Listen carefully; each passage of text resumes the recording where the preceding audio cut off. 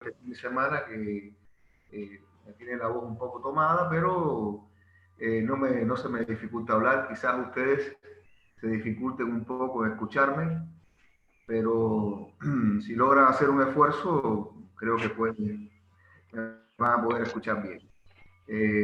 Bueno, hoy tenemos una promesa, hicimos una promesa la semana pasada y esa promesa me obligó a cambiar un poco ciertos planes que tenía. De hecho, no es que vayamos a dejar de dar una parte teórica del asunto, pero sí vamos a tratar de que esta clase sea lo más práctica posible, ¿no? Cómo diseñar una huerta.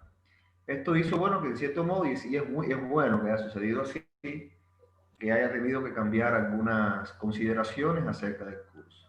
Y lo hice con mucho gusto, porque a mí me sirven todas las sugerencias que me puedan dar. No hay ninguna sugerencia que sea negativa, todas son buenas, las que creen que, aquellas personas que creen que estuvo bien hecha la primera parte, me estimulan a seguir haciéndolo mejor. Y aquellos que han criticado en cierto modo un poco la manera en que se abordó el curso también, porque me hace reconsiderar algunas cosas que también son importantes. Eh, Hay una cosa de la cual no puedo desprenderme, y es que yo tengo que ubicarme en un contexto. El contexto en que me voy a ubicar es un contexto que está atravesado por la situación internacional, por la situación nacional, y eso dice mucho sobre lo que hacemos, ¿no? Porque cuando se habla de un concepto agroecológico, indiscutiblemente hay que hablar de la sociedad, hay que hablar de los problemas de la sociedad, y esos problemas de la sociedad están atravesados por cuestiones de políticas que son muy fuertes. Y por supuesto que en algún momento vamos a abordar la problemática porque en cierto modo no estamos dentro de una burbuja. Evidentemente este es un curso de huerta y nos vamos a centrar en ello, pero no es difícil que pueda salir el tema a discusión y vamos a dar debate sobre el mismo. La cuestión es que yo quiero empezar con un pequeño cuento de al menos de un minuto. Había un bosque muy alto, muy alto, con los árboles más altos del mundo y había caracoles en ese bosque que eran los más lentos del mundo. En primavera salió un caracol desde la base, caminando por encima, hasta por el tronco, y los pájaros que rodeaban al caracol se burlaban de él porque le decían que no iba a llegar en ese verano a los frutos que se daban en la copa del árbol. El caracol no les hizo caso y siguió caminando. Efectivamente, no llegó, pero siguió caminando y caminando. Al final, el caracol tenía una estrategia. Tenía que salir la primavera antes para poder llegar en un verano después. Era la estrategia del caracol. Había planificado en base a su fortaleza, que era la voluntad, tomando en cuenta de su debilidad, que era la lentitud, el tiempo que le llevaba en llegar, no ese verano, sino el próximo donde estaban los frutos.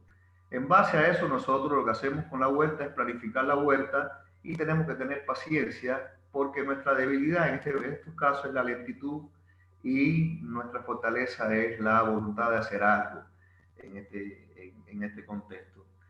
Bueno, hoy la clase que vamos a dar es una clase relativa al diseño de la huerta, qué son las huertas, pero además de eso, lo que hice fue fundamentalmente contextualizarla a los intereses propios de este grupo. En este grupo nosotros tenemos compañeros, ya hemos visto, y compañeras que tienen, algunos no tienen ni siquiera tierra, tienen un pedacito de balcón, apenas tienen lugares donde el sol da, y otros compañeros que, bueno, tienen una inmensa cantidad de tierra que casi son terratenientes, que tienen 60 metros cuadrados, y, y en esos 60 metros cuadrados se puede hacer una huerta con toda la de la ley. Eh, si con el conocimiento adecuado, con las condiciones adecuadas y con el tiempo necesario, esa huerta puede ser muy productiva.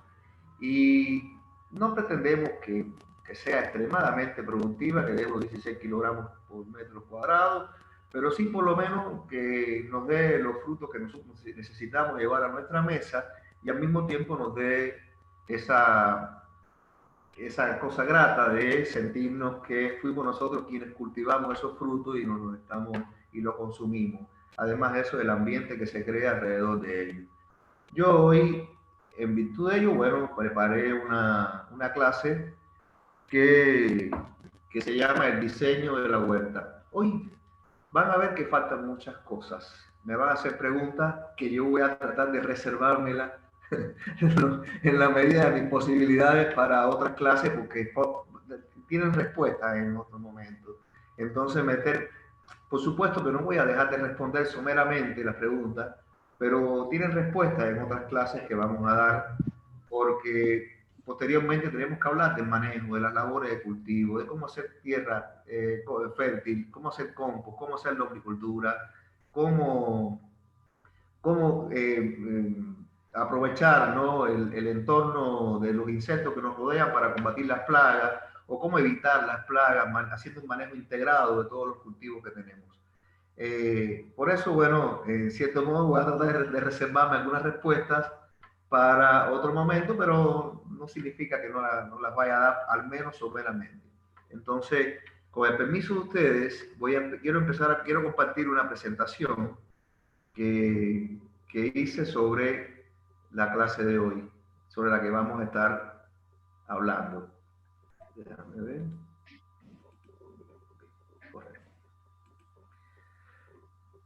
Bien, fíjense, ni siquiera le pude poner el título, pero a la clase. Me queda pendiente, eso sí, mandarles la presentación en PowerPoint de la clase anterior. No lo hice porque era tan grande que pensaba ponerlo en campus, pero se lo voy a mandar, en esta ocasión lo voy a mandar también por la vía de WhatsApp, pero pesaba tanto que no cabía en ello, que se traté de ver cómo reducía un poco el contenido para que les pudiera llegar a ustedes. Lo voy a mandar sin video, pero después les voy a mandar los vínculos del video para que lo puedan ver completo. No solamente los 20 minutos que pasé, sino aquel que desee ver el video completo, que tenga acceso a él para que vea algunas cosas que son muy interesantes, sobre todo la última parte, la despedida que hace un hombre acerca de lo que es el concepto holístico. Entonces, para comenzar, voy a... Bien. ¿Ven bien ahí ustedes? ¿Se puede ver? Sí. Iniciar. Si te quería mostrar. Vamos a ver. A ver. Hola. Chao, saluda, Caro. La clase de hoy es acerca del diseño de la huerta, ¿no? Entonces, vamos a conocer un poquito teóricamente qué es una huerta, la huerta familiar, según el destino de la huerta, según la tecnología y según la tecnología. Una huerta puede ser una huerta familiar. De hecho, una huerta familiar es aquella que tiene como objetivo fundamental resolver los problemas de la familia. No tiene propósito de ir más allá de los límites del sistema familiar. Fuera de ello, bueno, produce goce, no solamente eso, sino que también le produce a la familia cierto nivel de alimentación, pero no sale del marco de este círculo. Fundamentalmente yo creo que es la huerta a la que nosotros nos encaminamos con las pretensiones que tiene cada uno de ustedes para una vez que termine este curso, y ojalá me puedan mandar algunas fotos de lo que están haciendo, que forme parte de nuestro patrimonio, como que algo bueno hicimos y algo bueno enseñamos para que ustedes lo hagan. En una huerta como familiar se aprovechan todos los residuos orgánicos de la casa, se utiliza el agua en aljibe y otras fuentes de fertilizantes, etcétera.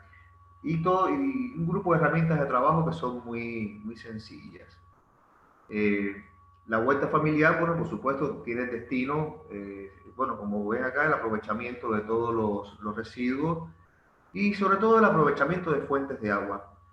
Acá, en los techos acanalados nuestros, a veces el agua se va y corre y se va a la calle y después se va a las correntías, de ahí al río y después al mar. Sin embargo, muchas veces nosotros podemos aprovechar esa agua, almacenarla y la podemos utilizar en la huerta. De hecho, la huerta que yo tenía en mi casa aprovechaba esto, todo el agua caía en un depósito de 500 litros y no tenía que utilizar agua del pozo, sino utilizaba la misma agua de lluvia para regar las plantas, para regar la huerta.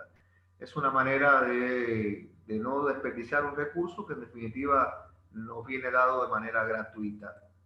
El destino, la producción, no es otra cosa que la familia, la alimentación de la familia. Y el goce también, por supuesto, el goce de tener una huerta que nos permita disfrutar tanto trabajándola como contemplándola también, porque la contemplación también forma parte de nuestras necesidades espirituales. Posteriormente existe un tipo de huerta que también tiene mucho que ver con este curso, que es la huerta comunitaria. Es una huerta en cooperación. Se reúnen un grupo de vecinos en un espacio común y pueden hacer una actividad que puede ser no solamente, puede ser también lucrativa en ese sentido. Pero la cuestión de esta huerta comunitaria, fundamentalmente, además de estar dirigida a la familia, a los trabajadores que se involucran en ella, también está dirigida a la comunidad. El alcance va hacia la comunidad porque es la huerta, precisamente, es la actividad de la agricultura que al no tener intermediario, hace que los precios de estos productos sean mucho más económicos, lleguen más frescos a la población, etcétera, ¿no? A diferencia de otra huerta, otro tipo de actividad hortícola que le vamos a mostrar ahora, que no es otra cosa que la huerta comercial. La huerta comercial es una huerta de grandes extensiones, pero además de eso, de alta tecnología. Generalmente la huerta comercial no pretende resolver el problema de los trabajadores que trabajan, que allí laboran, sino que produce un remanente lucrativo bastante grande y utiliza medios de transporte que encarecen el producto y al mismo tiempo hay una cadena de intermediarios que va desde el productor hasta el consumidor final, que también encarece al producto. Al mismo tiempo, si bien pueden existir huertas comerciales de carácter orgánico, usan muchos productos que son agrotóxicos, fundamentalmente algunos carbamatos, etcétera, que son tóxicos y producen daño a la salud humana. Son huertas también que tienen un alto consumo de combustible y de energía, y además de agua también. Aunque ya últimamente existen tecnologías importantes que trabajan en el ahorro fundamentalmente de consumo de agua. Según el destino, según la infraestructura, las huertas pueden ser al aire libre, como generalmente son las que vamos a tener nosotros, o pueden ser cubiertas. Las desventajas que tienen las huertas al aire libre, que no es tal desventaja, es que dependen de las presiones ambientales. Por lo tanto, dependen de la estación del año para cultivar una variedad, una especie u otra.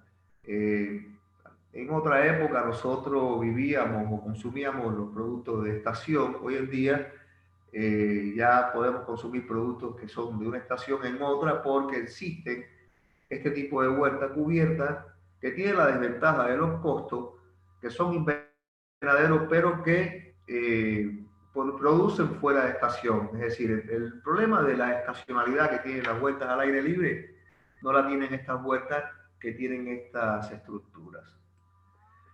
Y posteriormente también la huerta se puede dividir según la tecnología.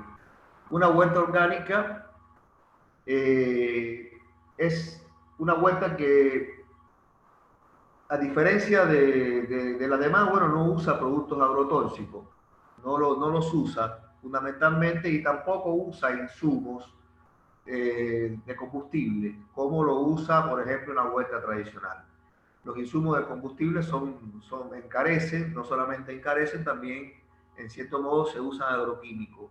Generalmente este tipo de huerta tradicional es la que está en la periferia de nuestras ciudades y son las que están operadas por las comunidades bolivianas, que son los que abastecen de productos hortícolas a la ciudad, no solo a la ciudad y al conurbano.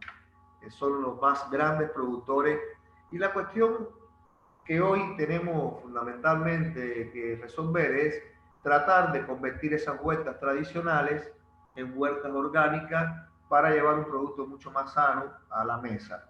También el problema de la huerta tradicional es que tiene, en cierto modo, una cadena de intermediarios que también les encarece muchísimo el producto.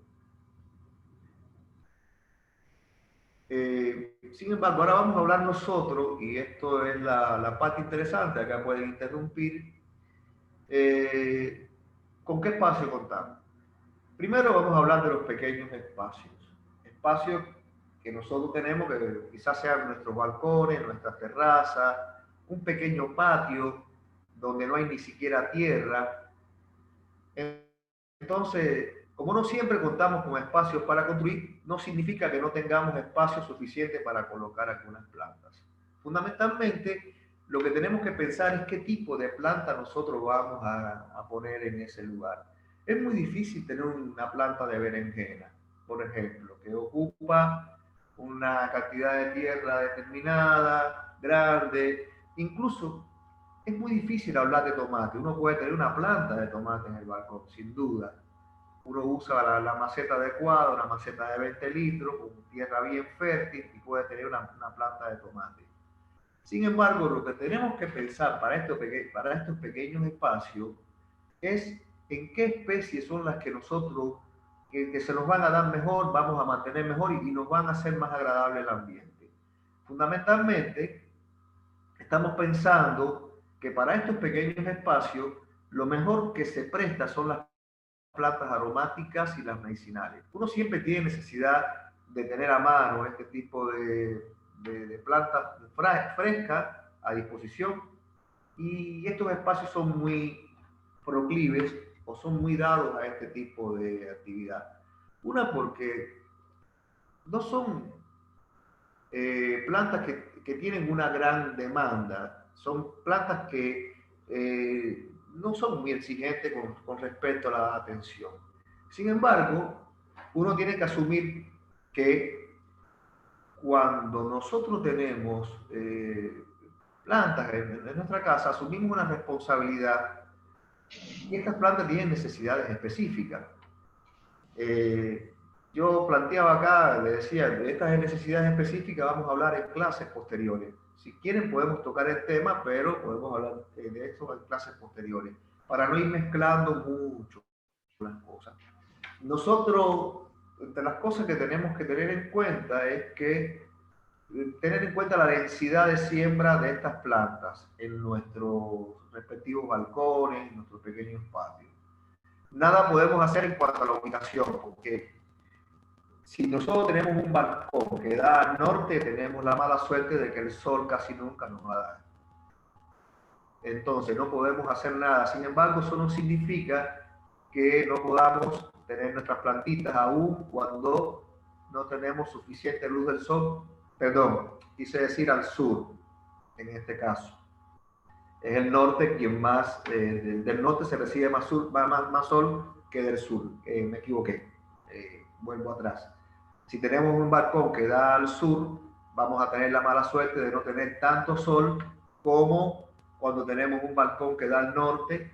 Si tenemos un balcón que da al este, el sol fundamentalmente lo vamos a tener por la mañana, y si da al oeste, fundamentalmente a la tarde.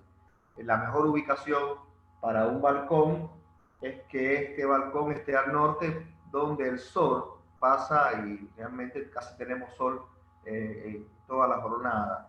Pero eso no significa que no podamos tener plantas. Por eso, en una ubicación, en un balcón, una terracita, en esas condiciones, no vamos a poder hacer nada con respecto a eso. Pero sí podemos pensar que algo podemos tener, algo podemos hacer y vamos a ver qué cosa es posteriormente. Las plantas más exigentes, a tomar en cuenta también cuando tengamos un balcón, que las plantas más exigentes con la luz deben ir colocadas en los lugares más privilegiados.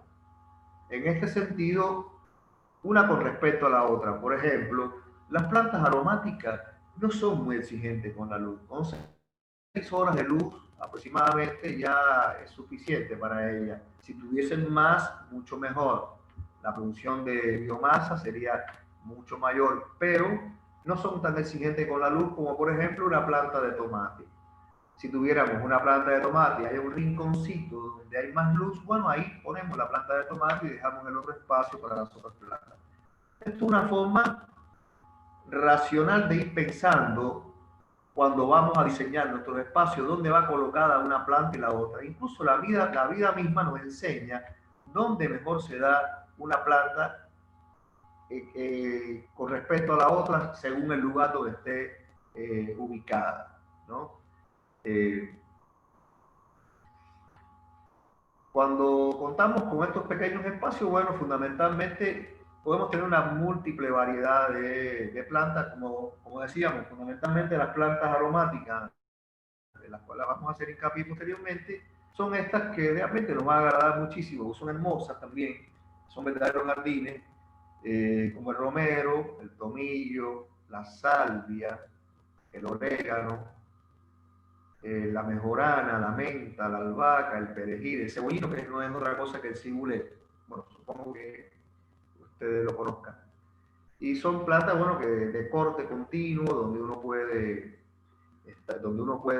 continuamente, se mantiene. Hay algunas que hay que reponerlas, por ejemplo, la albahaca hay que reponerla cada cierto tiempo, otras que hay que también reponerla, pero ya tienen un ciclo mucho más largo, ya iremos viendo cómo hacer con cada una de ellas en clases posteriores.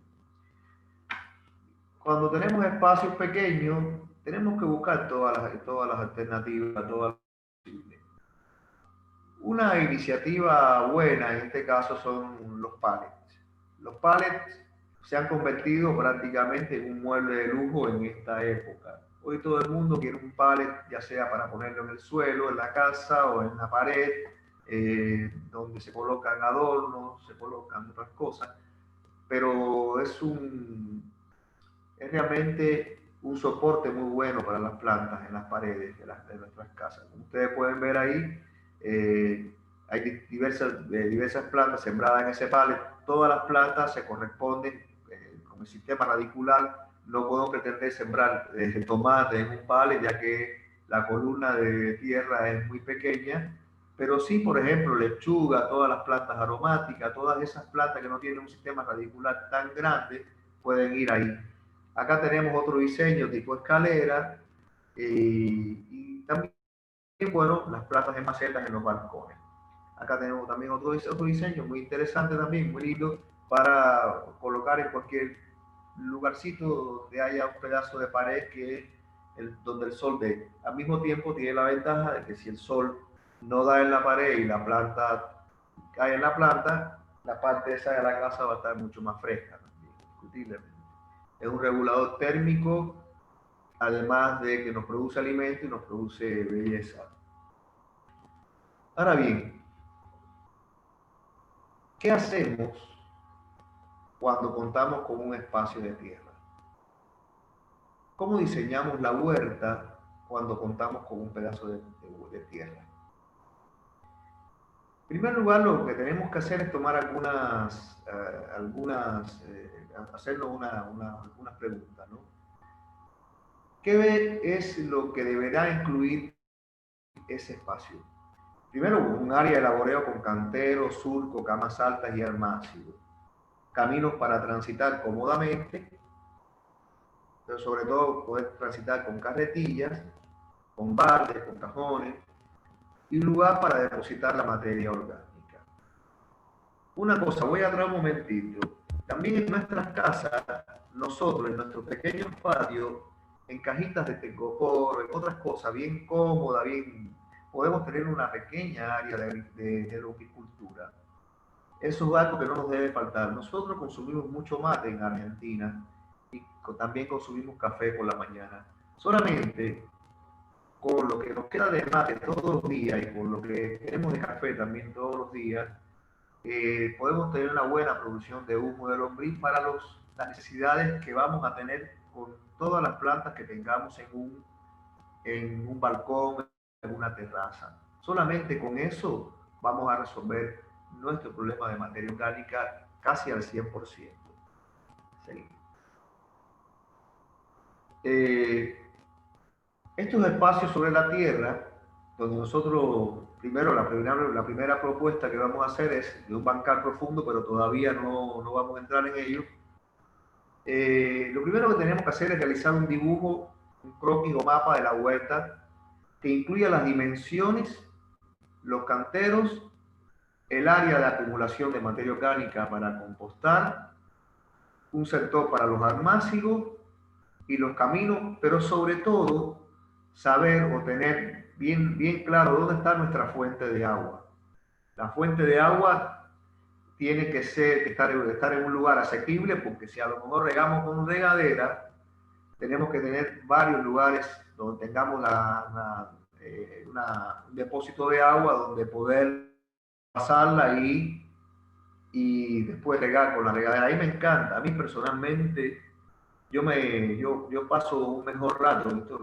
Ustedes, cualquiera puede pensar lo que quiera, pero yo paso un buen rato o un mejor rato grato cuando tengo una regadera que voy a regar con ella. Primero porque el hecho de meter una regadera en un balde, en un depósito de agua y sacarla llena, ya yo sé la cantidad de agua que le estoy poniendo a la regadera y sé la cantidad de agua que le voy a poner a cada metro cuadrado. En cambio, cuando estoy regando con una manguera, no sé exactamente si es la cantidad de agua que le puse y no tengo idea muy clara si el agua llegó a penetrar verdaderamente hasta las profundidades donde están las raíces que pueden tomarla y no se quedó solamente en la superficie. Pero fundamentalmente la fuente de agua tiene que haber una fuente de agua, si no es imposible tener una huerta. Tenemos que tener también un sector para compostar y posteriormente, bueno, vamos a hay algo acá que me quita la vista. Los canteros se orientan en la medida de lo posible de norte a sur para permitir una mayor exposición de las plantas al sol sin que se sombreen. ¿Qué significa esto? Si nosotros ubicamos estos canteros de este a oeste, por ejemplo, supongamos que acá está el este y de este lugar el oeste, generalmente las plantas de acá siempre van a darle sombra a las plantas que están hacia el oeste cuando el sol está desde el este hacia el cenit. Y cuando va del cenit hacia el oeste, sucede lo contrario. Es decir, gran parte de las plantas se pierde gran parte del sol. Una parte de la planta se pierde gran parte del sol porque las plantas que están antes, cuando el sol comienza a levantar, le tapan un poco el sol. Eso es prácticamente imperceptible. Las plantas no van a dejar de crecer si las separamos de este a oeste. Sin embargo, a veces ese diferencial pequeño de sol hace una diferencia con respecto a la productividad de nuestra huerta. Por eso es que se dice que en la medida de lo posible, porque no siempre es así, estas plantas tienen que estar ubicadas de norte a sur. ¿Y por qué no siempre es así? Porque depende también del relieve del terreno. La huerta debe tener una caída siempre en el sentido longitudinal del terreno. De manera tal que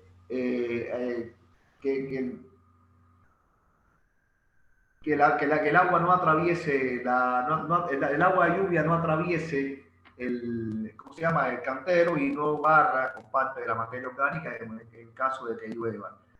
Pero además de eso también para un mejor drenaje también del cultivo, de la tierra en sí misma.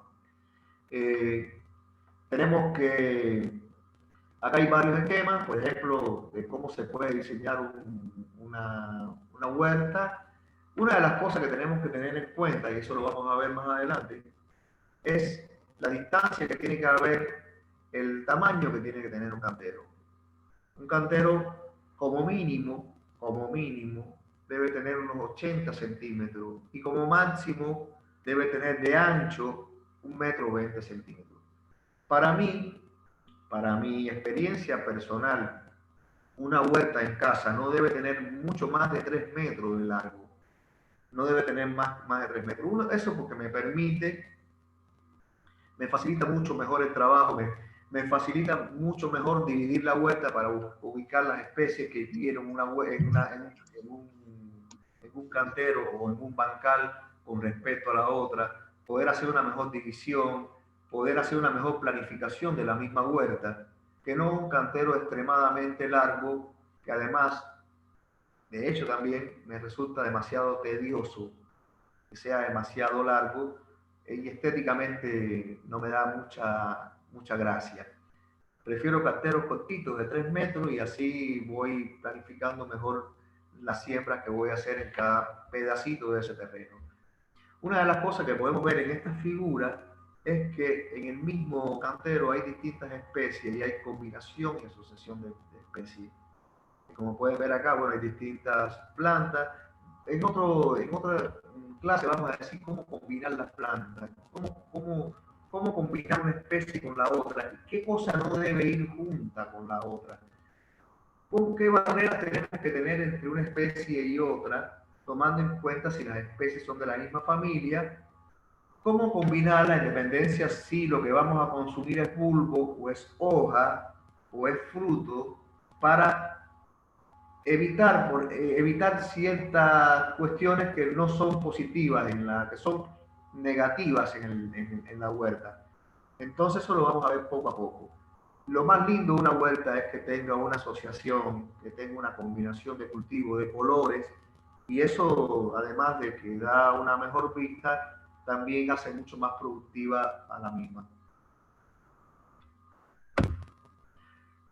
Antes de empezar a preparar la tierra, es necesario limpiar el lugar. Sacar bolsas bolsas, piedras, lata, los escombros, todo eso hay que sacarlo. Como si queremos aprovechar los recursos esos que están ahí, las piedras y los escombros se pueden usar para rellenar caminos. Lo otro es que sacamos el pasto. Cuando sacamos el pasto, sacamos la madera y todas esas cosas, lo mejor sería apilarlos y reciclarlos como materia orgánica.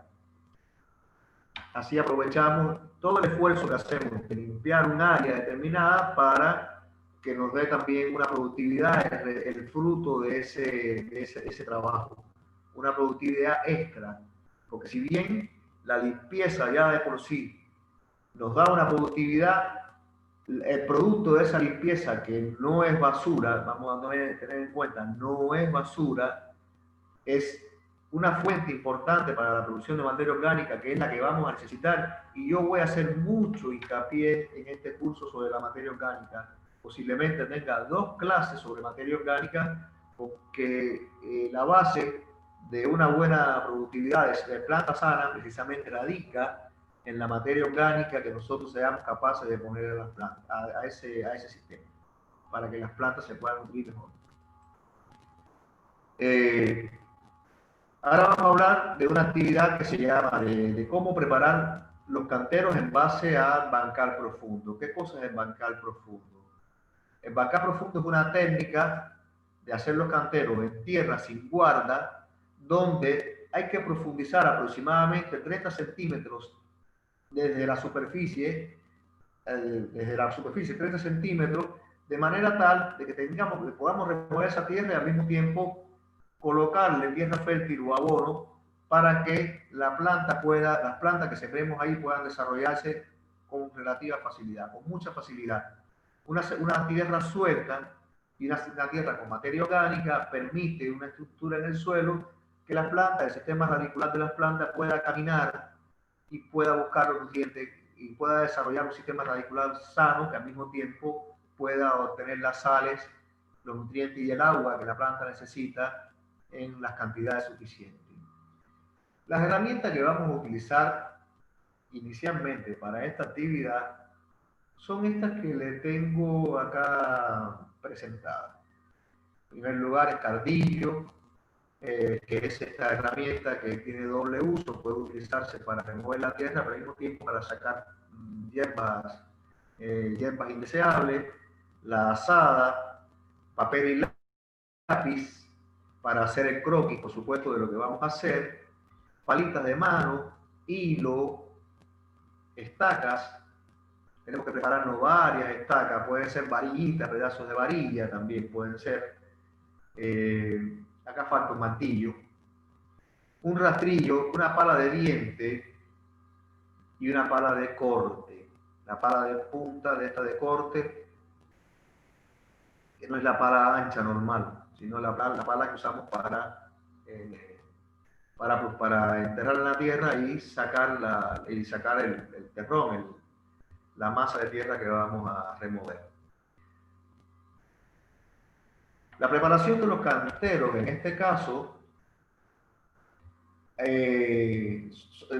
por ejemplo, son espacios que para hacer un bancal nosotros tenemos que sacar tierra del fondo y al mismo tiempo esa tierra tiene que quedar elevada entre unos 20 y 25 centímetros sobre el terreno, ¿no? La tierra tiene que estar bien mullida, eso es una condición indispensable. Los terrones tienen que estar bien finos, porque es la manera en que realmente, además de que logramos una buena aumentación de la tierra, se garantiza de que las semillas puedan germinar y las plantas puedan crecer. Los canteros, bueno, acá plantea un ancho de 1 metro y dice varios metros de largo según la profundidad, la posibilidad de, bueno, para mí 3 metros es bueno. Si tenemos un área de 4 metros y podemos hacer 2 y 2 con 50 centímetros entre un cantero y otro, mejor todavía. Así nos movemos con más facilidad.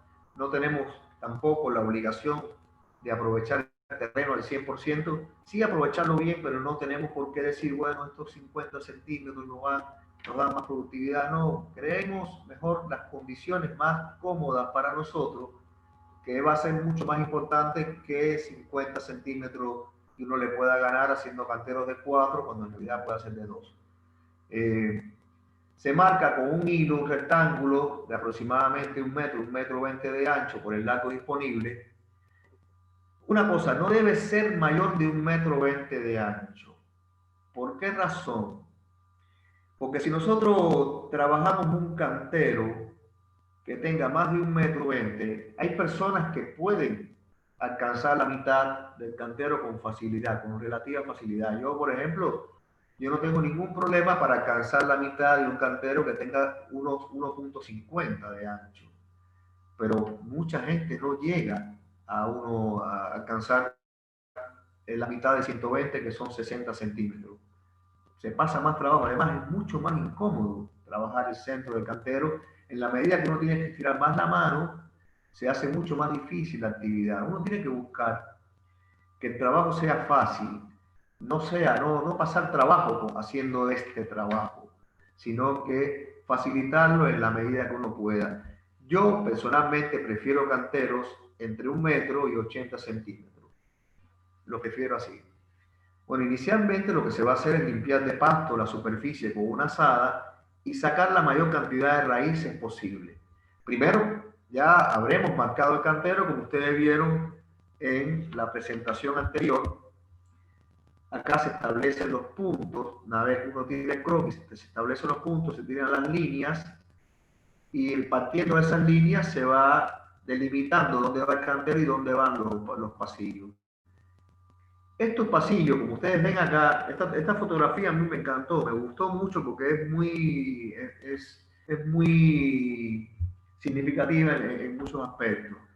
Estos pasillos, si uno puede dejar la hierba, el pasto que tiene ese pasillo, es mucho mejor, porque si llueve, el pasto absorbe el agua, no se te forma un barrial y al mismo tiempo protege al suelo de la erosión, a la vez que también impide, si es un pasto que está establecido, que en esos pasillos salga hierbas indeseables que después invaden el cantero, que es donde nosotros tenemos nuestra siembra. Siempre el pasto va a tratar de invadir un poco el cantero, pero nosotros podemos ir controlándolo continuamente de una manera fácil de controlar, porque es un pasto que está organizado en función de un césped, ¿no? Es una planta cespitosa que no va a ser tan invasiva como otras, por ejemplo, que puedan crecer libremente si no existiera este tipo de pasto. Para yendo al bancar profundo, bueno, pues comenzamos diciendo que se marca con un hilo de franja de 1 a 1,20 de ancho, separando los caminos, cada camino, el camino entre cantero y cantero aproximadamente 0,5 metros, 50 centímetros. El largo va a depender del espacio disponible. Se abre una zanja,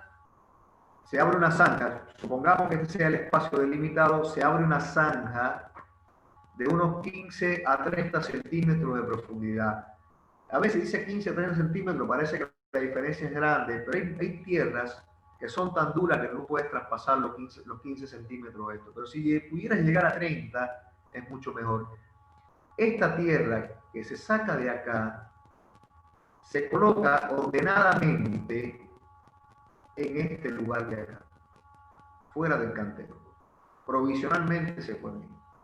No se pone acá, sino se pone en el lado contrario. ¿Por qué razón? Por lo que vamos a ver ahora. Esa zanja se saca, se trata de que la tierra se mantenga con el horizonte, en los horizontes adecuados, la más superficial arriba y las más profundas abajo, en el mismo orden. Tratar de no mover mucho el prisma de esa tierra para evitar que la flora microbiana que hay en esa tierra sufra por ese movimiento. Y además de eso también hay ciertas bacterias, ciertos microorganismos en el suelo que nosotros tenemos que proteger, y lo tenemos que proteger fundamentalmente del sol, que tiene una acción bactericida importante. Recuerden que en algún momento yo les dije a ustedes que lo más importante de una tierra fértil es precisamente la presencia de microorganismos que hay, que son los que hacen que las sales que las plantas necesitan muchas veces sean solubles para que las plantas, o sean asimilables por las plantas fundamentalmente. Por ejemplo, el nitrógeno del aire solamente puede ser consumido por la planta en forma de nitratos, y para ello hay bacterias que convierten a ese nitrógeno en nitrato. Para eso tenemos que crearle condiciones especiales a esa bacteria. Son importantísimas, al igual que pasa con el fósforo, que es otro de los iones que necesita la planta, fosfato, que lo necesita, y hay bacterias que lo hacen solubles, precisamente, y son nuestras aliadas. Tenemos que proteger esa flora microbiana mucho, porque es precisamente la que nos va a dar la fertilidad del suelo. Después que se afloja la tierra del fondo, se afloja un poquito la tierra del fondo de la zanja, y se agrega en ese lugar de donde se sacó esta tierra, se agrega materia orgánica. Se agrega materia orgánica. La mayor cantidad de materia orgánica posible. ¿Y qué se hace posteriormente? Se abre la siguiente franja a continuación y se vuelca sobre la materia orgánica. Va a quedar luego un espacio a continuación similar al primer espacio que se abrió acá, y en ese espacio se colocará de nuevo la otra cantidad de materia orgánica y la tierra, la otra línea de tierra que sigue a continuación. Es decir, seguimos así hasta el final del cantero, donde colocamos la tierra que sacamos al comienzo. Cuando llegamos acá, que colocamos la última capa de materia orgánica, terminamos de rellenar con esta tierra. Esa técnica se llama bancar profundo y garantiza que la tierra sea fértil y sea apta para ser sembrada. En dependencia del tipo de materia orgánica que nosotros le pongamos, si es una materia orgánica fresca, debemos esperar aproximadamente unos de 15 a 30 días para que termine de fermentar. Pero si es una materia orgánica madura, en buenas condiciones, podemos sembrar casi inmediatamente o plantar inmediatamente una que terminemos ya ese proceso. Ese proceso que se hace inicialmente con la pala, es la herramienta adecuada. Posteriormente, lo que hacemos con los terrones, eso que volcamos, es tratar de romperlo y mezclar bien la tierra con esa materia orgánica hasta dejar la tierra bien mullida. El paso final, vamos a ver un momento las herramientas arriba. Vamos a ver cómo hacemos acá. Vamos a ver. No. Perdón. Me fui. Retomamos el. Venimos por acá. Vamos a tener que ir. Algo raro hice ahí que se me fue.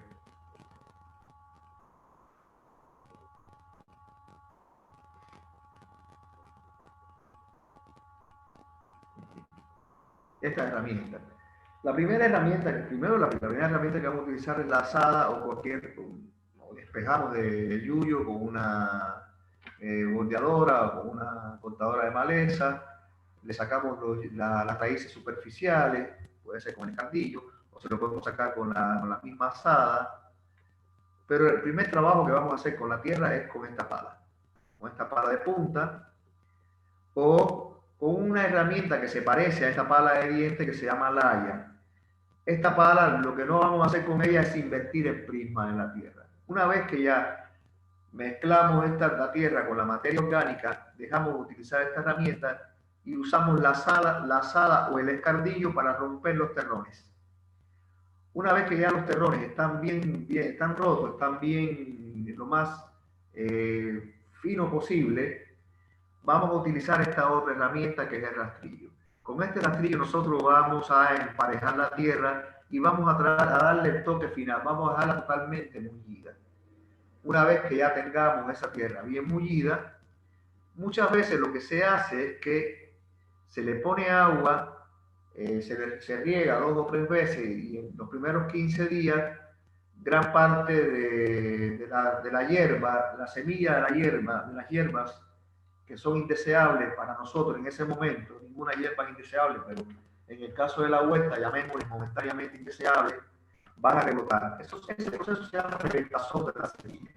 La semilla brota y entonces nos resulta mucho más fácil extraer toda esa semilla que brotó ahí y sacarla del cantero y dejarla secar y mandarla a la compostera, y entonces ya la tierra estaría preparada para hacer los surcos y hacer la siguiente labor, que sería la siembra, de la cual vamos a hablar en próximas clases. Vamos a hablar después de las labores que vienen a continuación de la preparación de los bancales. Seguimos. ¿Hay alguna duda? Si alguien quiere hacer alguna pregunta, la puede hacer. Yo no tengo ningún inconveniente para entretenerme y continuar.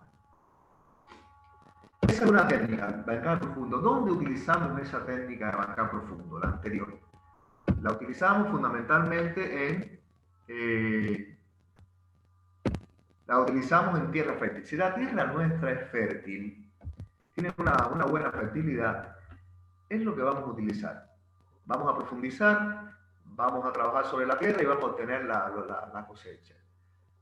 Si la tierra que tenemos no es fértil y estamos en un solar yermo, prácticamente lleno de escombros, bueno, ahí entonces nosotros tendremos un relleno que no es de buena calidad, como supongo que muchos de los compañeros, creo que un compañero de los que está en este curso me dijo que no tenía tierra de calidad, que lo que había era escombro. Y bueno, en este caso, esta técnica de bancar profundo no nos sirve porque no tenemos tierra, no disponemos de un buen sustrato y por lo tanto vamos a utilizar una nueva técnica que nosotros le vamos a llamar espacio sobre guardera, y la técnica es la técnica del llamado organopónico. La palabra organopónico tiene mucho que ver, tiene mucha relación con con la materia orgánica, como ustedes pueden ver. Es una técnica de cultivo establecida sobre sustratos preparados, es decir, la tierra del organopónico no es de ese lugar. La característica que tiene es que en lugar de uno sembrar y profundizar, uno tiene que poner una guardera, como vemos acá, de diversos materiales, donde se contenga la tierra, el sustrato que nosotros le vamos a poner. Ese sustrato que le vamos a poner es una mezcla de materia orgánica con tierra, de lo cual vamos a hablar hoy, pero también vamos a profundizar en otro momento. Bien, lo ideal sería, si uno va a poner estas guarderas, ponerlas, profundizar un poco en la tierra y hacer un poco de drenaje, pero vamos a ver cómo podemos resolver ese problema. Ese sustrato mezclado, que no es de ahí, se ha extraído de afuera, tanto la tierra como la materia orgánica, se colocan dentro de estos contenedores. Bien, y en esos lugares se instalan fundamentalmente, esto es bueno, en lugares de ciudades donde prácticamente la tierra no hay tierra. Si se tratara de un puente intensivo, como ya dije anteriormente, no hace falta construir esto. Pero si hay si no hay eso, entonces sí vamos a construir un organopónico y vamos a tener en cuenta los siguientes aspectos. La construcción debe realizarse en áreas improductivas, preferentemente planas. Acá se me ocurrió pensar en un solar yermo, que prácticamente lo que tiene es relleno de basura o lo que sea. Fundamentalmente lugares que no tengan árboles intercalados, porque así evitamos la sombra y también el efecto de las raíces. Si hay mucho viento, tenemos que buscar un lugar protegido con cortinas de árboles, con cortinas rompevientos fundamentalmente, o edificios cercanos que impidan que los vientos afecten considerablemente al lugar. Generalmente se puede construir en cualquier lugar. Esto se trata, cuando hablamos de esto, se trata de lugares donde hay mucho viento, fundamentalmente la Patagonia, por ejemplo. Hay que buscar un lugar, hacer algún tipo de cortina rompevientos para evitar que se nos desarme no solamente la guardera, sino que también se erosione la tierra también, de algún modo. Y además el viento tiene la característica de que seca mucho el terreno, lo seca mucho. Se le saca la humedad superficial y es un problema porque entonces tenemos que estar continuamente utilizando el recurso de agua. Y en áreas de buen drenaje superficial protegida contra corrientes de agua y posibles inundaciones. Para construir y conformar los canteros se pueden hacer de distintas cosas. Por ejemplo, acá vemos uno hecho con bloque, también puede ser con ladrillo, acá con unos bloques de concreto, aquí con asbesto, cemento. Y este ejemplo que está acá, del cual les voy a mostrar unas cuantas fotografías, no quise mostrarlas todas ahora, específicamente,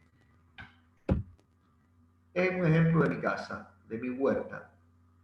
Yo salí, cuando decidí hacer la huerta, la diseñé, yo me puse a pensar qué guardera le iba a poner. Yo no tenía tierra. La tierra que había en mi terreno era una tierra de subsuelo, de muy mala calidad, y no podía tirarla tampoco porque necesitaba esa tierra.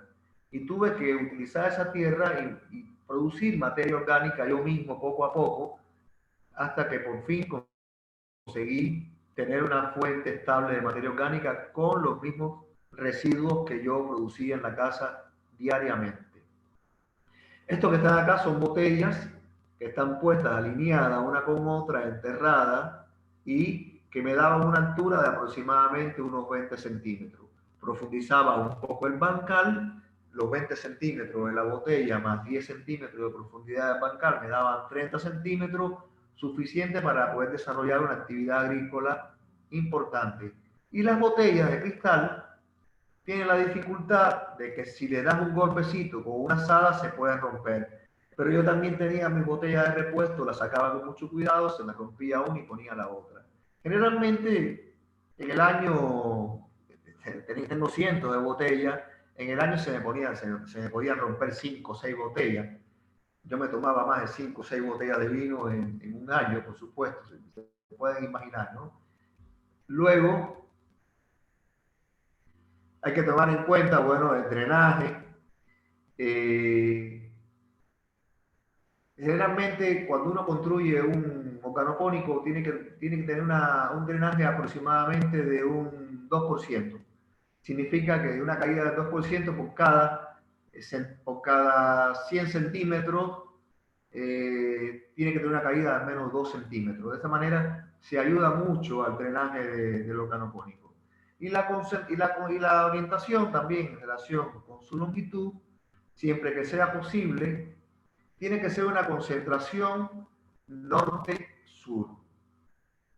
Las dimensiones de los canteros y pasillos yo las adapté a las condiciones nuestras de casa, es decir, porque acá, por ejemplo, me decía que no debía exceder los 40 metros. Es una barbaridad, incluso para organopónicos grandes. 40 metros es un organopónico, a mi modo de ver, no debe medir más de 12 o 15 metros a lo sumo, por una cuestión de facilidad para el trabajo de quienes ahí van a trabajar. Pero en nuestras casas, pongamos que no deben exceder los 6 metros. Yo repito que yo no haría un cantero de más de 3 metros de largo. Una cuestión estética, no lo haría de más de 3 metros de largo. O un ancho a lo sumo de 2 metros, de 1,2 metros, y una profundidad de 0,30 metros, es decir, 30 centímetros. Y el ancho de los pasillos debe ser de aproximadamente 50 centímetros. Puede ser menos también. Generalmente lo que yo hacía cuando construía estos organopónicos era que hacía un pasillo de 40 y uno de 50. Entonces la carretilla pasaba por el de 40, por el de 50, no es por el de 40, pero era suficiente porque como lo tenía alternos uno con otro, tenía la posibilidad de que por cada cantero, al menos por un costado del cantero, podía pasar una carretilla. Por el otro pasaba un ser humano, pero esos 10 centímetros a mí me servían para colocar un cantero más en los lugares donde tenía necesidad de utilizar el área lo más productivamente posible. Pero para nuestras casas no es necesario. Con 50 centímetros que ponga a cada lado de cantero, vamos a tener la comodidad de poderlo trabajar cómodamente. Lo que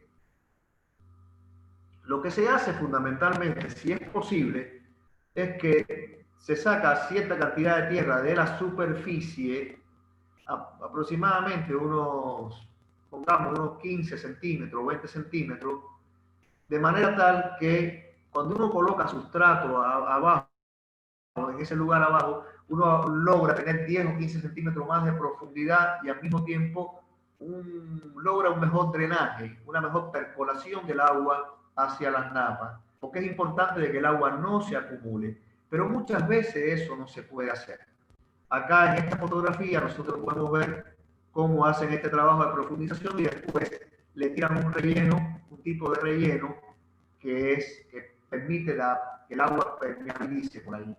De lo contrario, de no poderse acondicionar el terreno, serán colocadas las guanderas y es recomendable utilizar piedras en el fondo, de manera tal que esta permite el drenaje del exceso de agua.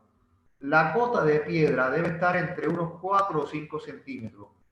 Posteriormente se agrega el sustrato, que no es otra cosa que una mezcla de tierra y materia orgánica, preferentemente al 50% de cada una. Me puso un década acá, pero significa de cada una. Después lo arreglo. Posteriormente, bueno, se ponen los llamados arriates o guarderas, que pueden ser de madera, de bloc, de botella, como yo lo hice, y posteriormente, bueno, ya se llena de sustrato y está listo para ser utilizado. Ya por último, yo quería mostrarles algunas cosas que también son muy interesantes. Uno puede construir una huerta con cualquier cosa. Muchas veces, y esto yo continuamente pasaba por al lado de los contenedores de basura, los contenedores, cuando una gente hacía una rotura, una construcción que empezaba a tirar cosas, yo me asomaba y muchas veces saqué material que me servía para la huerta. Yo quiero mostrarles después algunas fotos de mi experiencia con algún material que hice con botella, con plástico que me encontré en la calle, que me sirvieron como soporte para hacer mi propia huerta.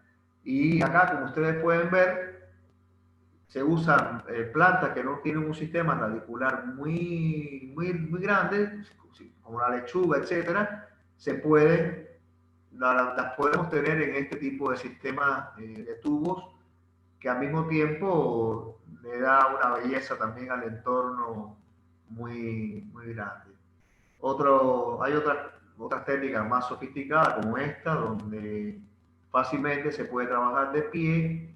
Esto es muy cómodo para personas que tengan dificultades para agacharse.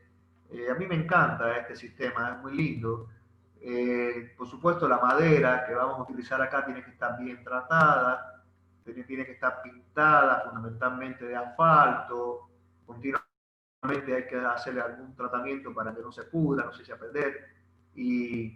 O si no, tenemos también estas mesas también, donde también, al igual como yo les dije en la técnica de organopónica anteriormente, antes de poner el sustrato, es bueno utilizar una camada de piedra abajo que facilite el drenaje, el drenaje del exceso de agua que quede dentro del cantero. Bueno, acá se termina la presentación, ya estoy, a ver, vamos a ver, perfecto.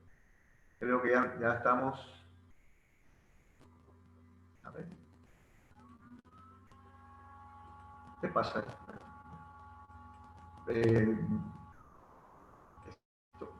Una Ahora pregunta. sí. Para tratar la madera para que dure más, ¿qué hay que echarle? Pintura asfáltica es lo mejor que hay para eso. ¿Pintura asfáltica? La pintura asfáltica, ¿Por sí, adentro y lógicamente. por afuera? Sí, por dentro y por fuera, por dentro fundamentalmente, pero por fuera también. Incluso es recomendable a las macetas ponerle pintura asfáltica adentro también. Es recomendable. Claro. Algunas macetas ponerle pintura asfáltica, pero sí, la pintura asfáltica es lo mejor. Hay alguna... ¿Qué pasó? Y alguno que puso mal el micrófono.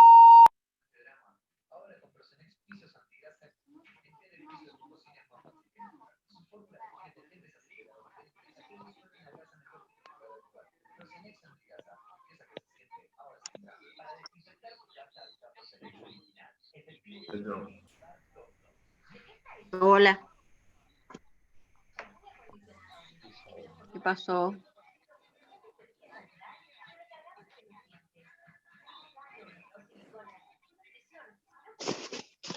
Ahora no está. Me veo yo nada más. No lo escuchamos, No profesor. hay audio, profe. No se escucha, profe. No lo veo. No, estaba muteado y no sabía cómo salir de la situación esa. Disculpen. Bien, ahora se ve. Sí. No, lo que le decía que sí, que uno puede utilizar, la pintura asfáltica es fundamental para eso. Pero otra de las cosas que uno puede utilizar, si no quiere utilizar pintura asfáltica, además, yo utilizaría pintura asfáltica. En primer lugar, utilizaría pintura asfáltica. Pero muchas veces usamos un nylon oscuro que lo vamos a poner entre la madera y y el sustrato. Eso también es una manera, es una manera también de proteger la madera, porque la madera va a tener una vida útil, muy poca vida útil si la exponemos directamente a la... ¿Les puedo hacer una pregunta? Sí, sí, a ti. Bueno, Dime quién como fue. yo soy Miguel Herrera. Ah, Miguel, Como, Miguel.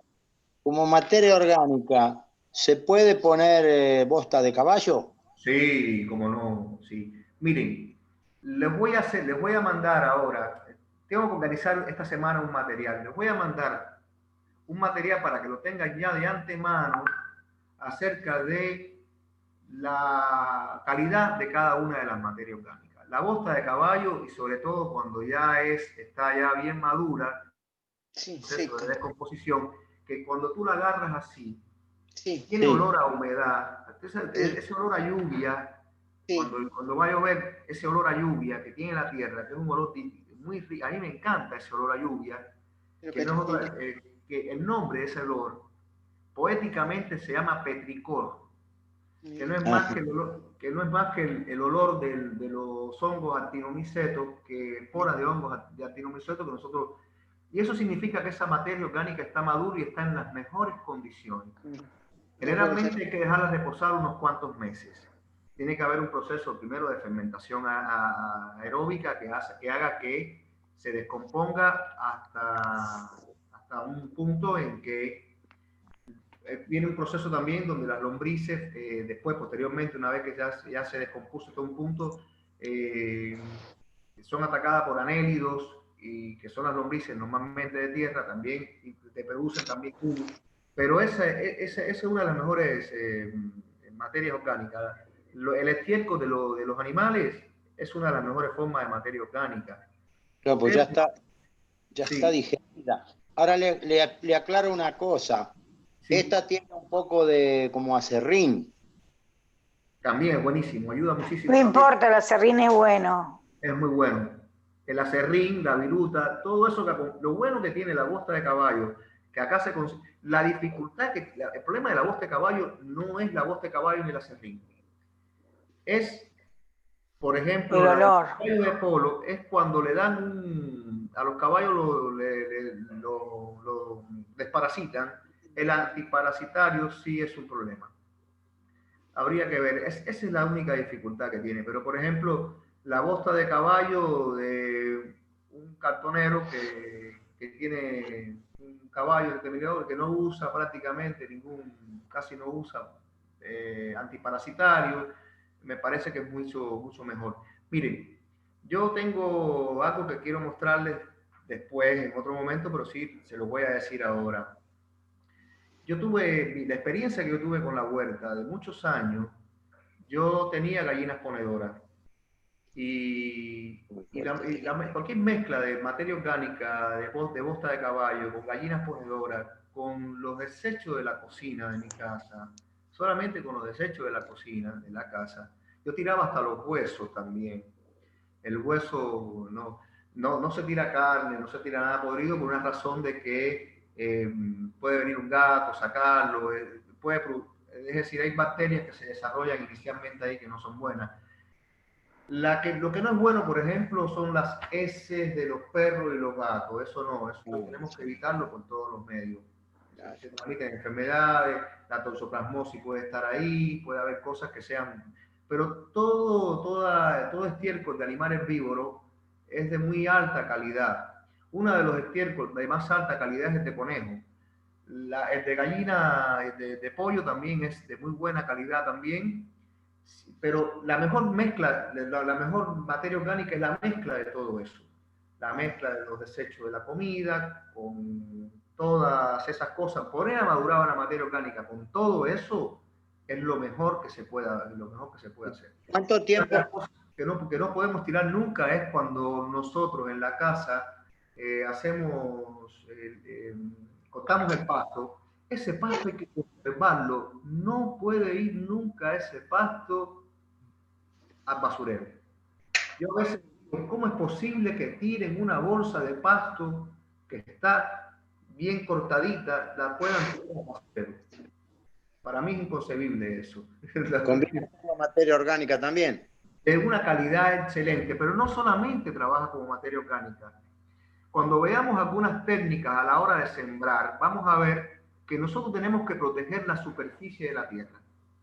nosotros preparamos la tierra, plantamos tomate y nosotros vamos a ponerle o sembramos, pongamos, acelga, remolacha o zanahoria, y esa tierra no puede estar descubierta. Ese pasto Hay que ponerle pasto arriba. se le pone arriba como una capa que va a impedir que el sol mate a nuestros aliados fundamentales, que son las bacterias. Va a proteger la capa vegetal, el mantillo, que es la capa más rica de la tierra, y al mismo tiempo va a incorporarle al suelo esa materia orgánica. Es muy importante tener eso en cuenta. No es basura, no es basura.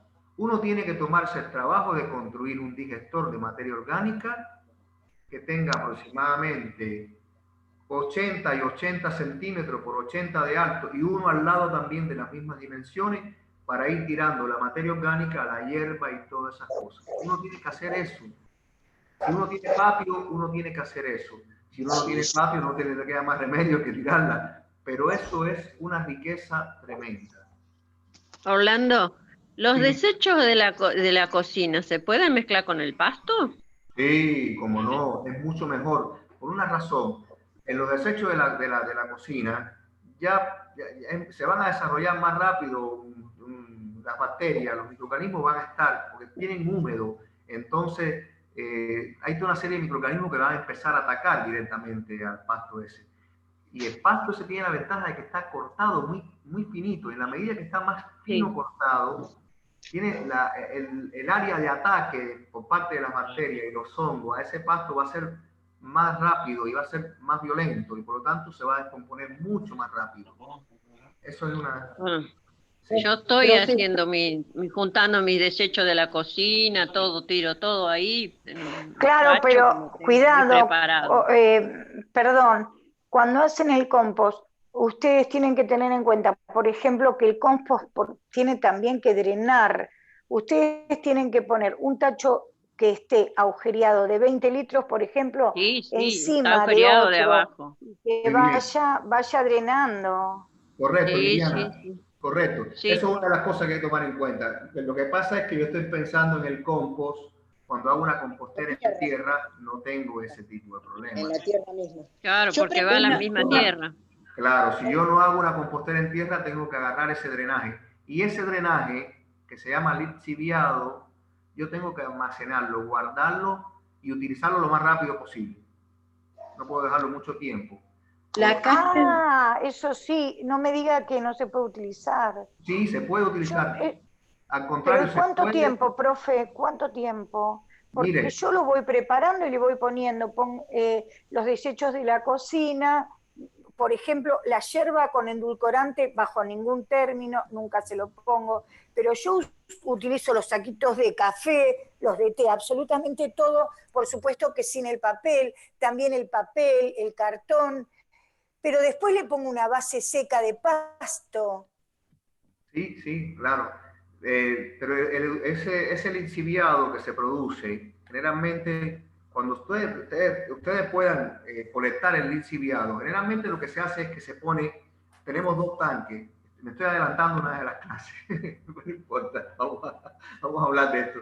Se pone un tanque abajo que tenga fondo, que no se salga. Se le pone uno arriba que tenga agujeros donde se va metiendo esa materia orgánica. Se va lixiviando eso, se saca ese lixiviado y se le aplica a la tierra en una proporción de 1 a 10, a 9. Se le pone 9 de agua y 1 de lixiviado. Es decir, se aplica al 10%. Perdón, profesor, le quería preguntar, para preparar el tablón de la quinta, ¿es 50 de materia orgánica y 50 de tierra, igual de las dos cosas? Sí, por mí fuera por poner un 60% de materia orgánica y un 40% de tierra. Sí, pero lo que pasa es que la materia orgánica es un recurso que no está tan disponible como la tierra. La tierra está más disponible, entonces hay veces que tengo que poner un 30% de materia orgánica y un 70% de tierra, pero si por mí fuera, yo ponía un 60% de tierra y un 40% de materia orgánica, si tuviese disponible ese recurso. Siempre hay que ponerle materia orgánica, Por poca Claro, que yo quiero tengas. saber la cantidad en sí. Ahora, no es lo mismo. Hay una cosa, Diana, vamos a aclarar algo, porque a veces puede confundir. Yo expliqué dos formas. Uno de bancar profundo. El bancar profundo no precisa la cantidad de materia orgánica que sí precisa el de guarderas, el tipo organopónico. El organopónico yo dije 50%, pero si tú le pones un 20, un 30% de materia orgánica y sobre eso tira la tierra cuando haces el bancar, y la tierra que tiene es una tierra fértil, es suficiente.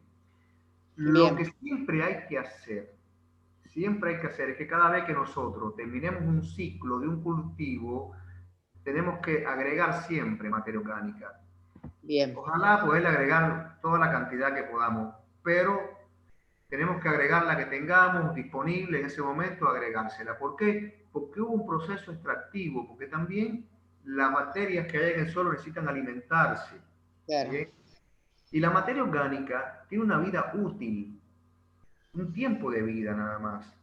¿Por qué tiene un tiempo de vida? Porque gran parte de esa materia orgánica se va a mineralizar. Ya no va a trabajar como materia orgánica, se va a mineralizar.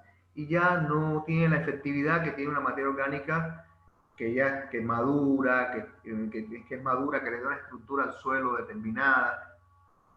Ya eso se pierde. ¿Por qué? Porque la materia orgánica no solamente está formada por minerales y por bacterias, está formada también por ácidos, por determinadas estructuras químicas complejas que hacen que le dan al suelo una estructura tremenda, ¿no? Ustedes meten la mano en un suelo con materia orgánica y lo sacan así, se dan cuenta de que la raíz va a penetrar perfectamente en la tierra.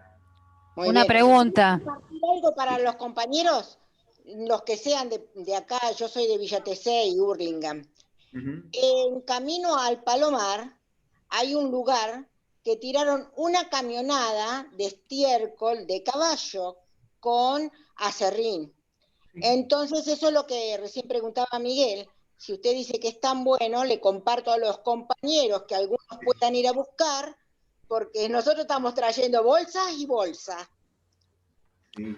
Una consulta, ¿me escucha? Pamela. Sí. Sí. ¿Por qué no se puede tirar los restos de yerba en el compost? Sí, se puede tirar en el compost. Ah. Una compañera planteó Porque que... lo dijo una compañera que no.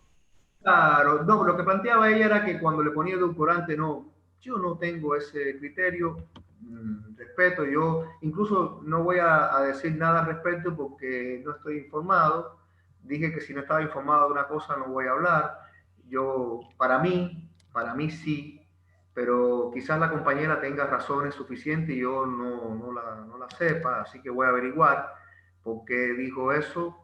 Y podemos después, si quiere, entrar en un debate en el sentido, a lo mejor la compañera... Yo tiro igual, con edulcorante la yerba lo tiro igual. Sí, igual. Para mí no tiene ningún tipo de problema el edulcorante, no es un problema. Fui yo la que lo dije, Liliana Profe, Serna una fue la que lo pregunta. dijo. Sí, Luisa, ¿fuiste tú la que lo dijiste? No, claro, fui sí, yo. porque no, yo pregunté si con azúcar también. Sí, también. Sí, con azúcar está bien. Y las cáscaras de huevo quería saber. Las cáscaras de huevo. Sí, por supuesto. Gracias. ¿Puedo hacer una pregunta? Sí, Silvio. ¿Puedo hacer una pregunta? Sí, dígame. ¿Dónde se consiguen las lombrices? Las lombrices, ¿dónde se consiguen? Te digo dónde se consiguen las lombrices. Mira, te voy a decir muy fácil. Tú vas a comprar una lombriz. Independientemente... No, te voy a dar un dato importantísimo. Les voy a dar un dato a ustedes importantísimo, para que sepan dónde se pueden conseguir lombrices. Miren, les voy a dar la primera parte que es la más triste de todas, pero les voy a dar después la más feliz, al final. La más triste es que cada lombriz vale $1 prácticamente. 500 lombrices te cobran. Sí, por internet se venden. Sí. Es una barbaridad y bueno, es una barbaridad. Mira, en el vivero municipal, ahí en la calle Veragua, no recuerdo, la que va para el cementerio, la otra que va para el cementerio. Sí. Ahí en el vivero. Sí. Ahí en el vivero van y tiran materia orgánica de caballo, bosta de caballo. ahí la lombriz que hay allí, que colonizó ese lugar, es la roja californiana, que es la lombriz de la que vamos nosotros a hablar.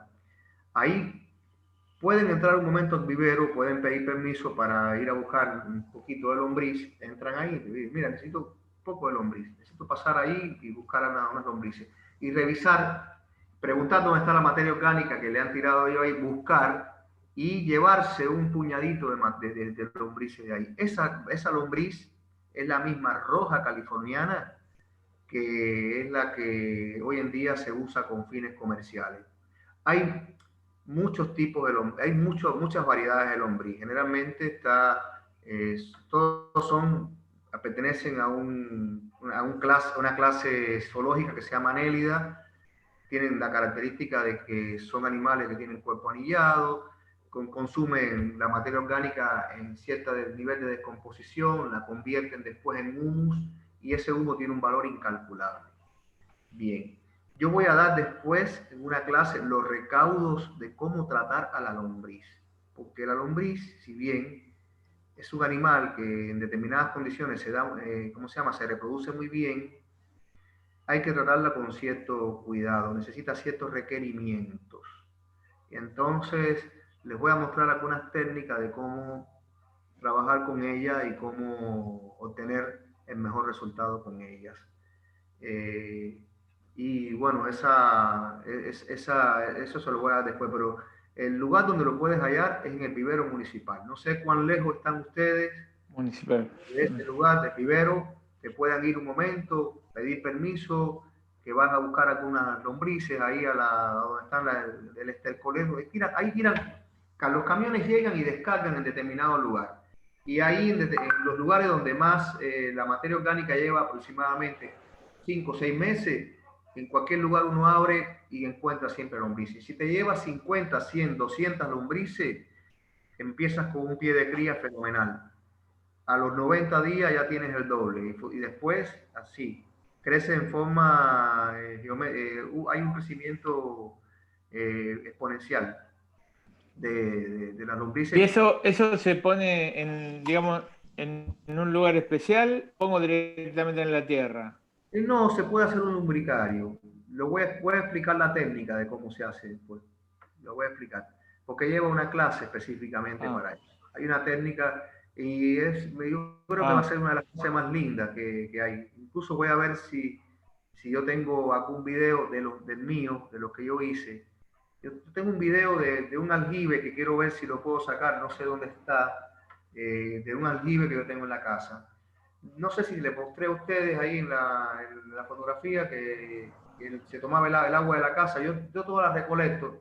Todos nosotros tenemos, todos los que tienen agua, techo de agua o 2 aguas, tienen Canaleta. Las canaletas. Una canaleta.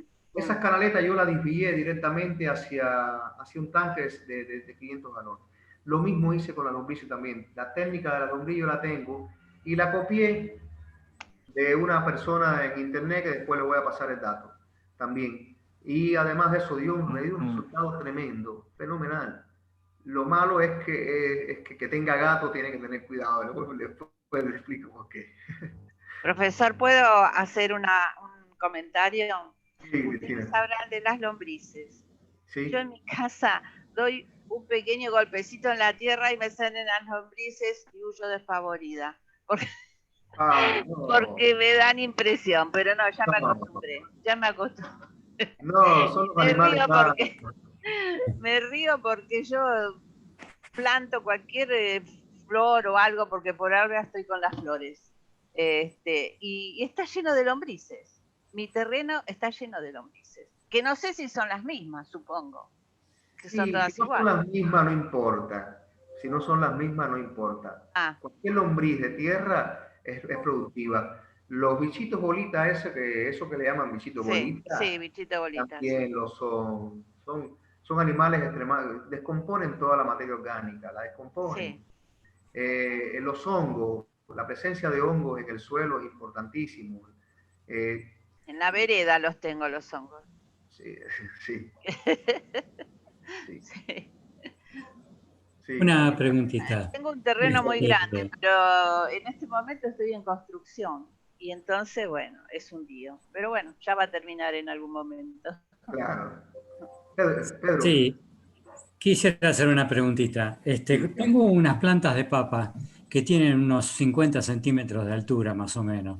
Quisiera saber cuándo es el tiempo de cosecharlas. Eso es lo que no sé. Pedro, nunca sembré papa. La coseché nada más. Pero habría que ver, llega un momento en que la planta ya empieza a secarse. Y cuando empieza ya a secarse, termina su ciclo productivo, ese es el momento adecuado. Sí, el otro día yo entré por Google, porque yo tengo en papa, dice que cuando se seca el follaje ya está la papa para sacar. Exactamente. ¿Por qué razón te digo esto? Te voy a explicar por qué. Te lo voy a decir. ¿Por qué te puedo decir así? Aún cuando nunca coseché papa, nunca sembré. Sí la coseché, pero la coseché porque tuve que ir a casa de amigos míos a hacer recogida de papa, cosecha de papa, que no necesitaba. Bueno, el asunto es que la papa es un tallo. No sé si ustedes sabían que la papa es un tallo. Los tubérculos son tallos modificados, donde la planta acumula energía y entonces cuando la planta desaparece, de esos tallos donde está esa energía acumulada nace una nueva planta. Es decir, prácticamente la planta es inmortal. Aparentemente se seca una parte de la planta, pero ya dejó un tallo dentro de la tierra, que es la papa. Bueno, fíjense, ustedes no han visto la papa verde. El color verde es una modificación del tallo de la papa que se queda conservado ahí para en tiempos adecuados rebrotar y hacer de nuevo el ciclo reproductivo. La papa también se puede sembrar por semilla botánica, es decir, por polinización, se produce la semilla, pero generalmente la mejor manera que tiene la papa de reproducirse es a través de su semilla gámica, es decir, a través de la reserva que acumula en el tallo. Eso es, por eso lo que sucede es que cuando esta planta empieza a secarse, significa que ya acumuló suficiente cantidad de reserva como para comenzar un nuevo ciclo. Es lo que te puedo decir, porque como no es una planta generalmente de huerta, sí la es, lo que pasa es que yo nunca me dediqué a ella. Es más, quise hacerlo porque hay una técnica de sembrar papa en cubiertas.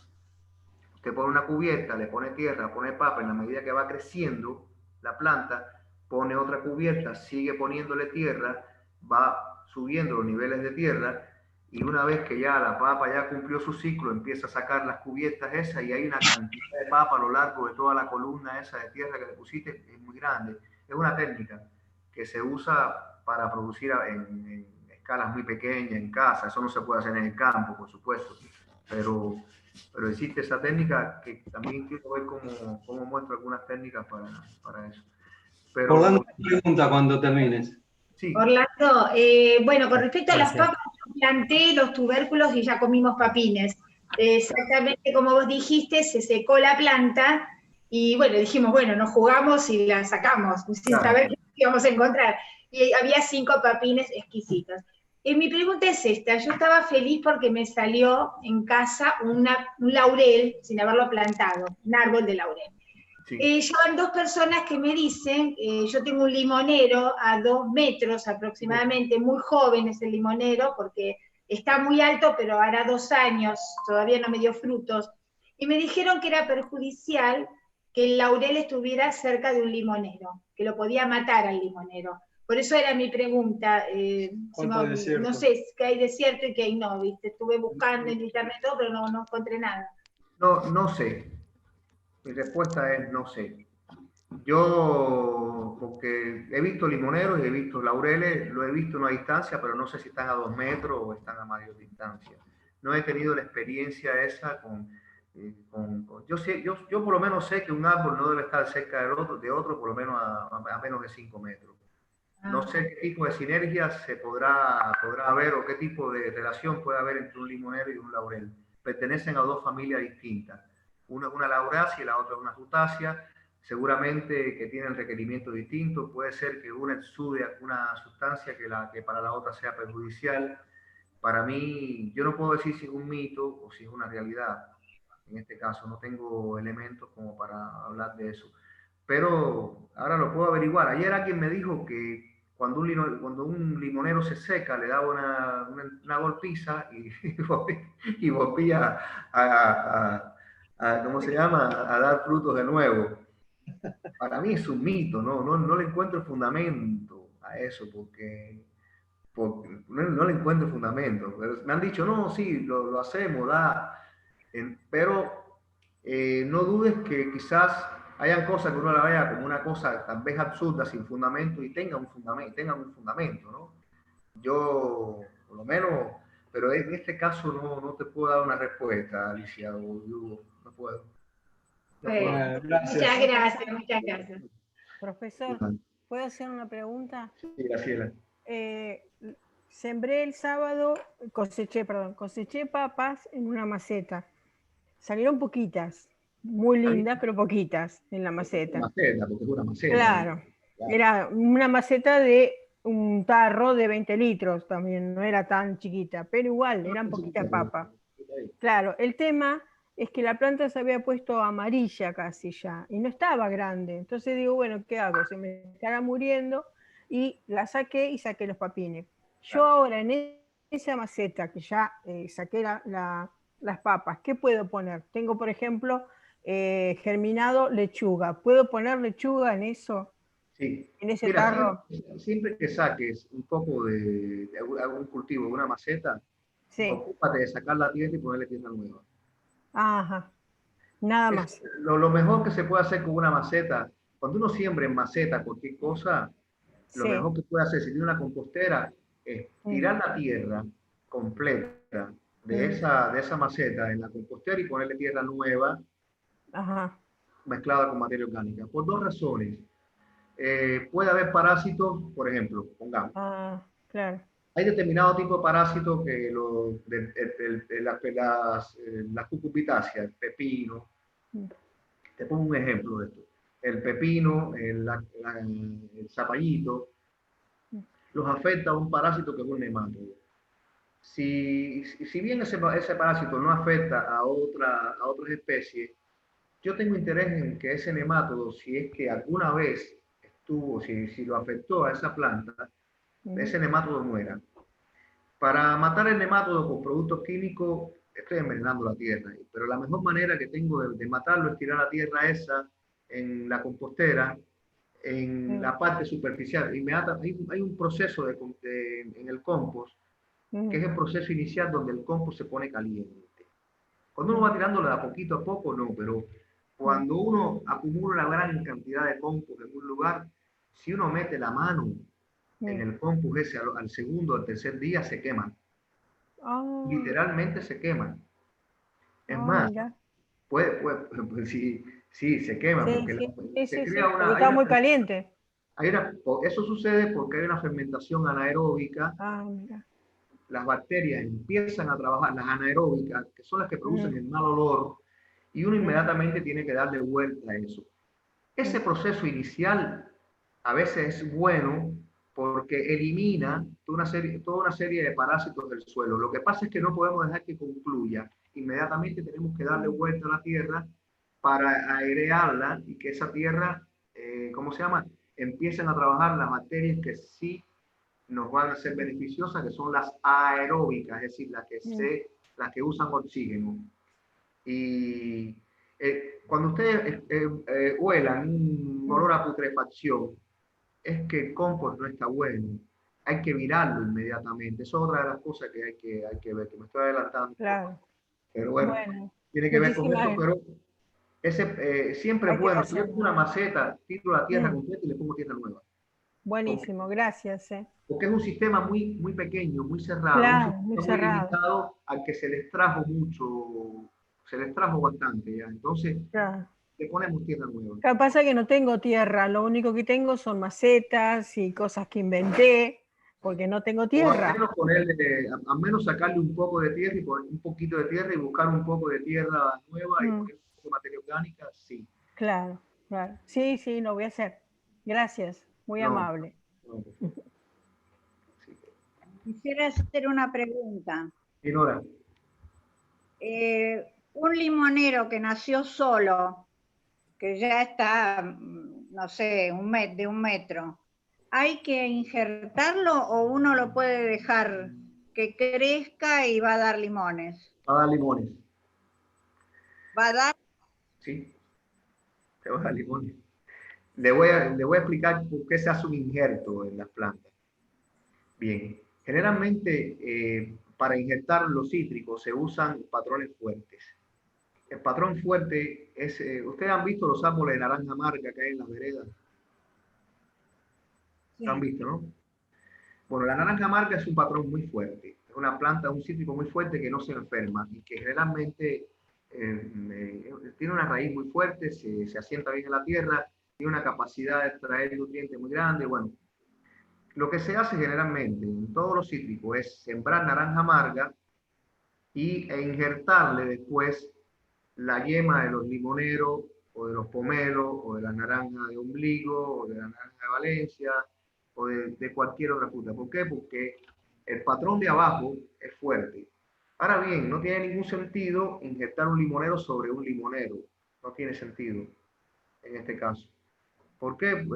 Sí, no es tan fuerte como una naranja amarga la parte de abajo, pero es una planta que cumple, que ya no, se te va a dar bien, se va a dar limones, se va a enfermar como cualquier otra, pero no se la vas, tendrías que inyectarle esa planta a una naranja amarga chiquita que sembraste. No, no tiene sentido, está bien que así como lo tienes. Se puede dejar así. Sí, por supuesto, sí. ¿Y esas espinas que le salen a veces? No, la espina es parte de la estructura de la planta. Es un tipo de hoja modificada. Forma parte de todo. Todos los cítricos generalmente tienen espinas. Eso es una forma de protección que tiene la planta contra predadores. No hay, Sí. es normal. Muchas gracias. No, con nada. Así. Profesor, quería comentarle, yo tengo una planta de mandarina que creció sola, ahora está enorme, es un árbol, y dio, en el primeros tiempos daba poca mandarina, pero este año es terrible la cantidad de mandarina que dio, y riquísimo. Sí, mira qué bien. Pero creció sola porque yo no la planté ni nada, así que ahora tengo un árbol.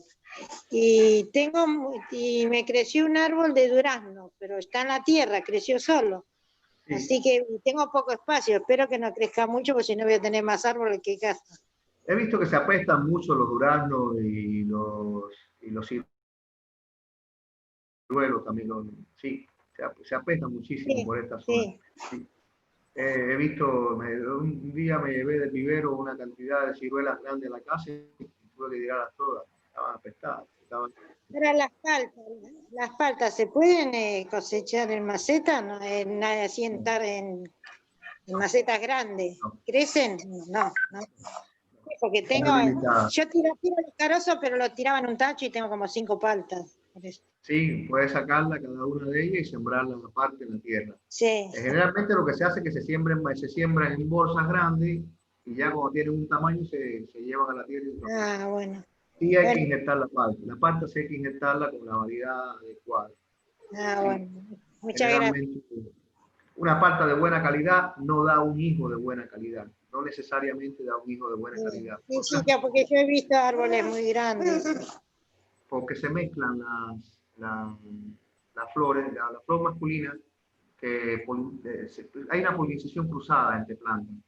Por un problema de desfasaje entre cuando está abierta la flor femenina del mismo árbol, la masculina está abierta y viceversa, hacen esto. Entonces lo que sucede es que tiene que haber una polinización cruzada. Entonces el hijo que va a dar la palta no va a ser el mismo que la palta madre. Por eso generalmente, si uno quiere lograr un mismo tipo de palta, lo que hace es que igual de una grande que tenía se la llevó mi hijo porque tiene terreno grande. Sí. No, yo preferiría así. Estuve en la época que entramos en la cuarentena y me puse a germinar y tengo pomelo, todo, pero todo tan chiquitos, pero todo me germina. Y me dice, mijo, ¿qué vas a hacer con tantas plantas? Pero bueno, después la regalaré. O la vende, ¿no? Sí. Y sí, el limonero que tengo que le pregunté el otro día lo hice yo de una germinación. Claro, claro. Pero ese me lo guardo para mí. Bueno, gracias, muchas gracias por... Muchas gracias a ustedes. Bueno, si no hay una pregunta más, terminamos por hoy entonces. Yo me quedaría con gusto, pero no hay no sé ustedes. Pero no. Nos vemos el miércoles. Sí. No, ¿les pareció mejor que hoy la parte práctica, Tilio? Te lo prometí, creo, ¿no? ¿Aprendieron algo? Sí, todo. Sí, pero después, no, a mí me gusta. Estuvo muy buena la clase, muy buena. Muy interesante, muy interesante. La clase que viene, bueno, tendría que hacer unas preguntas y lo dejo para la clase que viene. Está bien. Estoy debatiéndome si el tema, por ejemplo, el tema del pH del agua. ¿De qué? ¿Del agua? ¿Cómo? ¿De qué cosa es eso, del agua? El pH del agua. Del pH del agua. Sí. Bien, profesor. Muy nos vemos la clase que viene. Sí. Sí, nos vemos. Nos vemos, grupo. Gracias, Orlando. Muy bien, Orlando. Hasta la próxima. Saludos a todos. Chao, chao. Hasta la próxima clase. Profe, lo que yo le voy a pedir, por favor, si puede subir los cuadernitos, porque yo el primero ya lo hice imprimir y quiero encarpetarlos. Está bien, perfecto. Lo voy a hacer. Dame una oportunidad entre hoy y mañana. Dale, que voy a subir esta y la otra anterior. Sí, por favor. Muchas gracias. Gracias por la clase. También lo que voy a hacer, posiblemente yo incorpore cosas en estos cuadernos y se los mande después de nuevo. Si hay alguna cosa que yo creo que tengo que poner en uno de ellos, lo voy a poner y se lo voy a mandar. Le voy a mandar una versión nueva. Eso es lo que voy a hacer. Gracias, así encuadernamos. Buenas tardes y gracias. Bueno, hasta luego. Que tengan buenas noches.